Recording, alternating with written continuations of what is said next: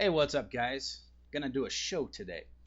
Anyways, it's gonna be about the drama, the Spreaker drama. And it's funny, and I wanna point this out, is that when drama comes up about someone, that's when they perform their best. That's when they go to these great lengths to prove how right they are. It's just so funny how sensitive people are about anything. They're just so thin skinned that once they get called out for something, oh, that's when they rush to defend themselves. It's so funny. People are so full of themselves on Spreaker. And that's what really gets them in trouble is that things that are easy to dismiss, you just dismiss. It's like calling Japanese people a stupid race. That's you never hear that. So, what I'm going to talk about today is about a few people. Apparently, there was some drama recently that happened while I wasn't even at Spreaker. I was busy doing other things, and I got in trouble even when I'm at work. So apparently Kevin thinks I'm either a cowpoke sock puppet or that I'm part of the Spreaker Park Boys, which I'm not, because I guess it was revealed on that show. I think it was maybe Shillbilly read some court document from Vermont about Kevin and an ex from 2002. First off, all this shit was covered like 6 months ago, Kevin, by the BWC and Goofy Bone. So it's already out there.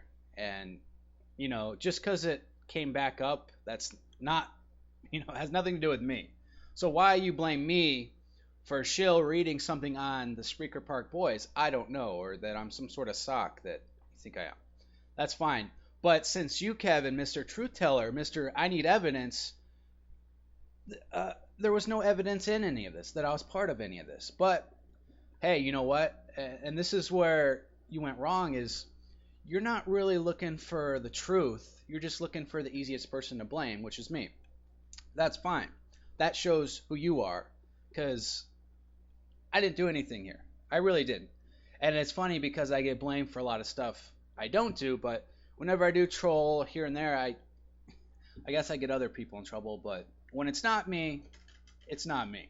But either way, it's fine. The only real problem with any of this as it pertains to me is I never revealed anything about Kevin on air. I never revealed it to anyone else in Skype or chat rooms or any of this docs. That's just not me. That's not how I personally operate. But as I said before, like most ass hurt fucks, they're looking for the easiest person to blame, not the right people to blame. So that's on them. Because it was just so odd that I got blamed for any of this that I never read or mentioned. I just had to be like, wait, what? What's going on here? It's like they didn't conduct their own investigation. And they became thin-skinned and they just lashed out. Even though I wasn't at the show or any of that, but hey, let's blame me, right? Here's the problem, Kevin.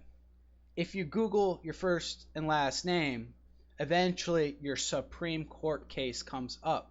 So, let's put it this way. If someone wants to get you, Kevin, or they want to troll you, they'll Google you. So how that gets blamed on me, I do not know. Because you've created your array of different enemies on here. And so guess what? They can Google you because you use your full name. And if you don't know anything about SEO, which is search engine optimization, it loves EDUs and gov sites. So that will come up pretty quick. So all they had to do was look that up, and they found some sort of old case from Vermont. But if you want to blame me about all this, that's on you. I don't need people like you around. You're very unreasonable. Another thing that really bugged me about all this was I invited you to Rick's show, I think 2 weekends ago, because you're always at Guy's, and he's kind of a shock jock, just like Rick is, but you always go into Rick's show, oh, I can't handle this drama, but you could always handle the drama in Rick's show, or I'm sorry, in Guy Shea's show.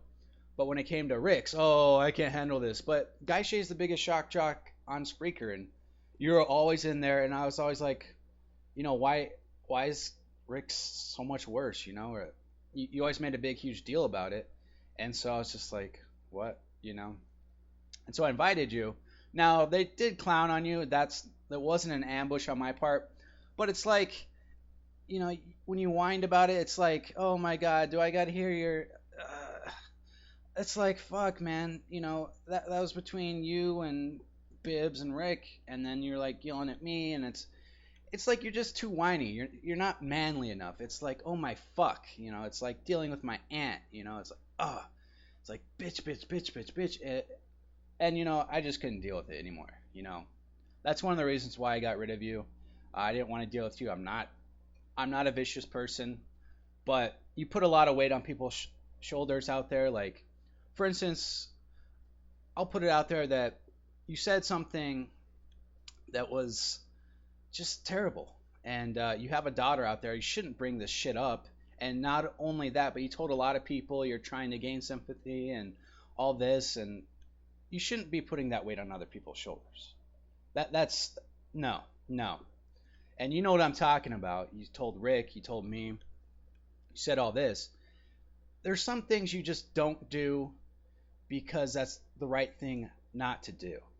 So if you can't figure it out, and all this, and I noticed when someone called you out for your court case, which, it's pretty damning in some regards because you say context, you say evidence, and you look at that, and it doesn't really paint you in a good light, especially because it's a Supreme Court case.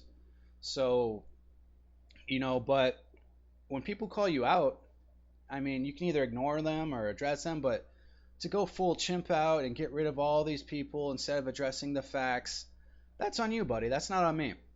I didn't do anything to you.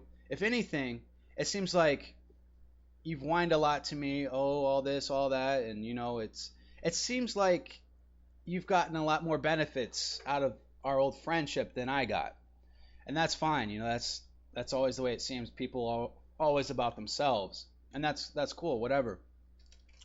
But I think, Kevin, the way you've acted, I mean, it's funny. Like, they did all that, and you wrote all these different paragraphs. You went to great lengths to defend your honor, and that's probably what most people do, I suppose. But you know, if there's anything you'll learn, is being thin-skinned doesn't get you anywhere. Because you're talking about doing a show about trolls, and it's like when you get hurt about something, like, oh, cyberbullies, like they mess with you. Oh, then you do a show against cyberbullies to prove your point. And it's this sort of weakness I see that it's cringy, man. It's like, oh my god, dude.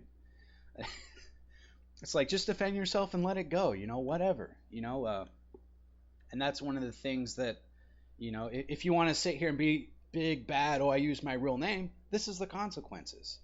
And I'm not one really to go into the big doxing or any of that personal information shit. And as much as Debbie hates me, the big reason why Debbie hates me is because I rebroadcast all the shows that she would delete. And that's a big reason why she hates me. And I would do all the messages she would write. And on Twitter. So she would hate me because of that. And one of the things that also happened with Debbie was that, I did that whole Skype thing with her where I changed my name to her name. I used her picture and all this, and it was a joke. I've already covered this before. And then she got all threatening. You see, the problem with that is, if you can't play a simple joke on someone without them resorting to, they up their game of, internet violence or whatever it was, or threats, I should say, then that's not really a reasonable person, because it was a joke. I've done that to other people. No one else has threatened me but her. And when I did all that, it just dawned on me, wow, she's insane. And so, and again, all I did was I changed my Skype name, picture, and all that. But I mean, you can click on view profile and you can see it's not them. And another thing that made it seem bizarre is there's something called view history on Skype. So obviously it's not going to be her if you're talking to her, because you can just view history and it'll be there. So she chimped, and she did an apology show, which she obviously deleted because she didn't mean it. And then she did a few shows where she mentioned me for like 2 or 3 minutes. Oh, I'm a prick. I'm all this. But that's the thing with her. It's always about her. She doesn't leave any room for opposition. This is why she surrounds herself at her show with people that love her, people that are mentally handicapped, or people that are just as delusional as her.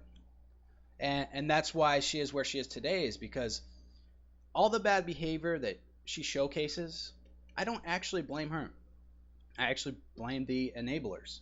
All these people that want to bang her, all these people that always want to be on their show and get their name out, and so I don't really blame Debbie for her bad behaviors. I blame all the people that never say, "Hey, that was bad. You shouldn't do that." But she doesn't have that voice in her ear saying, "Oh, don't do this. You can be better."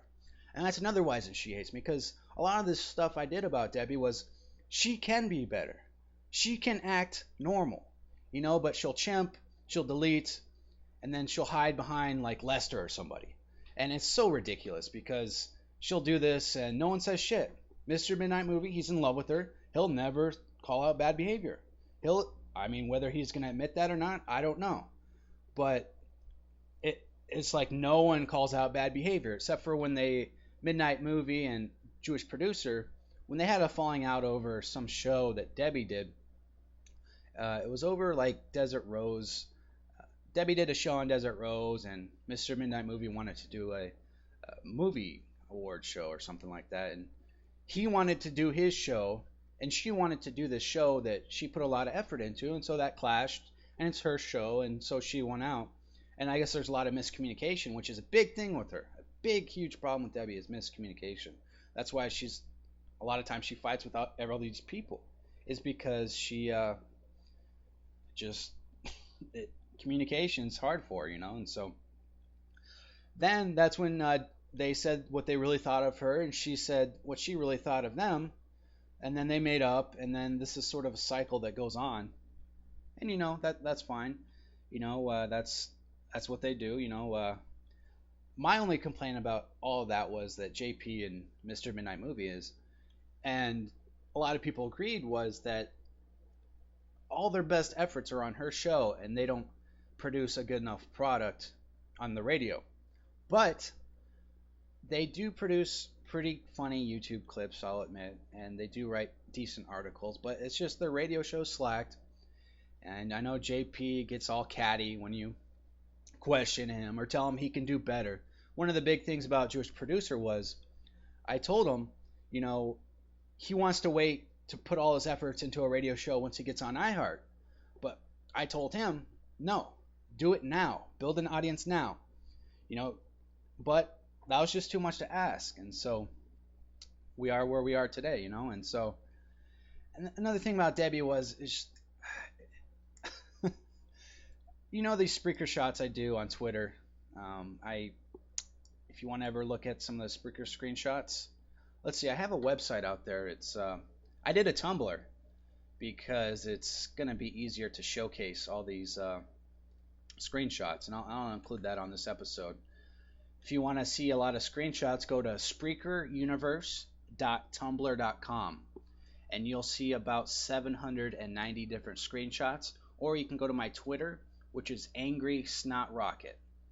So go to either, you'll see all these different screenshots, and a big thing that I noticed was Debbie, she actually denied certain screenshots being hers. She's like, "How do you know I wrote that?" Well, because I took a screenshot. Now, in Debbie's favor, there's probably probably two or three out there that were obviously me. I did clone her, and so I decided that, I better not do that anymore, because then it's harder to tell the difference. But she probably has about 200 screenshots on this site. And now the two that I remember, which were obviously me, was I said something really ridiculous about her smoking weed, like, my husband might be Mexican, but my weed isn't. I remember that. And that's obviously, they were so outrageous that you could easily tell, but then she says some outrageous stuff herself, so I guess, it could be hard to tell. And then there's something else, like I did one where the sock flirted with me, and it was totally obviously not her. That's not how she would conduct herself, but it's just a joke. And what I'll have to do is, at this Spreaker Tumblr, I'll have to go through here and Unfortunately, it took a while to upload all these screenshots on Tumblr because it's 100